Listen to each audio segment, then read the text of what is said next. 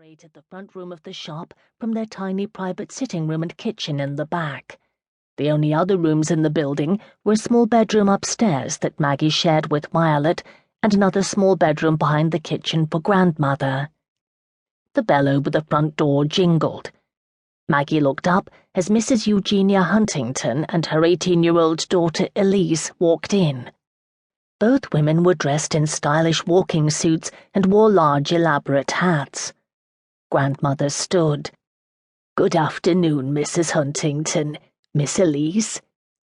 Mrs. Huntington returned the greeting, and Elise nodded to Grandmother and Maggie. Elise was preparing for her first season in London. Maggie had heard through one of her friends that Mrs. Huntington had ordered enough evening gowns and day dresses for Elise to fill several trunks. And then, of course, there were all the hats, gloves, parasols, and shoes to go with them. A pang shot through Maggie's heart. She would have travelled south more than 300 miles to London and taken part in the season if her parents were still living. She might even have received a marriage proposal by now. Her late father had been a well-respected landscape architect and acquainted with many fine families in London and all around the country.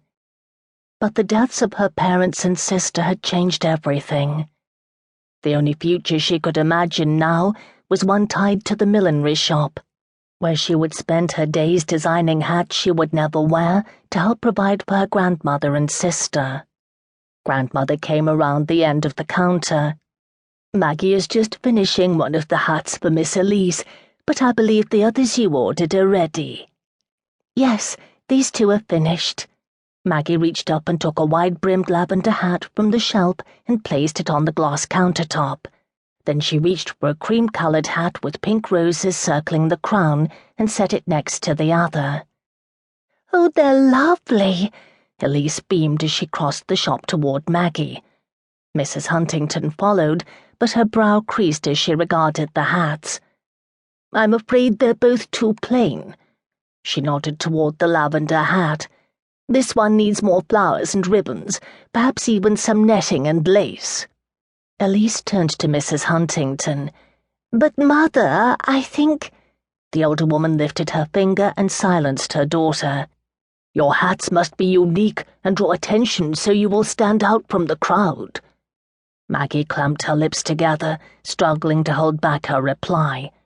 Adding more adornments would draw attention, but it would make the hat look overdone and gaudy. Perhaps she could convince Mrs. Huntington to change her mind once she saw how lovely the hat looked on Elise. "Why don't we try it on to test the fit?" Mrs. Huntington's frown remained in place, but she gave a slight nod.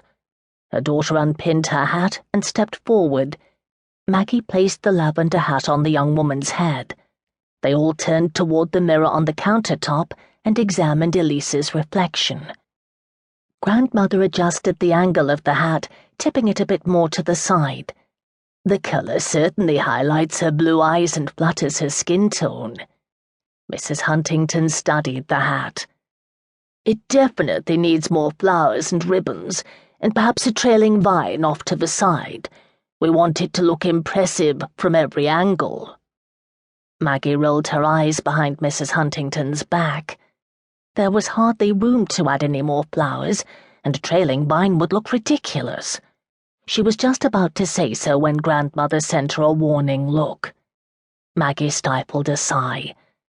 How many times had her grandmother told her she must listen to the customer's wishes and find a way to please her?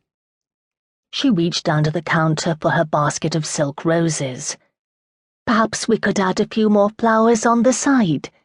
She chose 3 smaller roses and tucked them in with the rest of the bouquet covering the crown of the hat.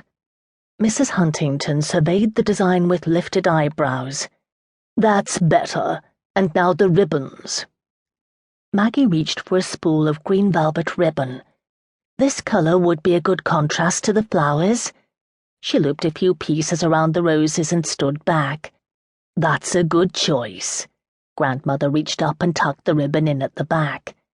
Mrs. Huntington sighed. "There's no time to start over. We leave for London tomorrow morning. I suppose it will have to do." Heat flushed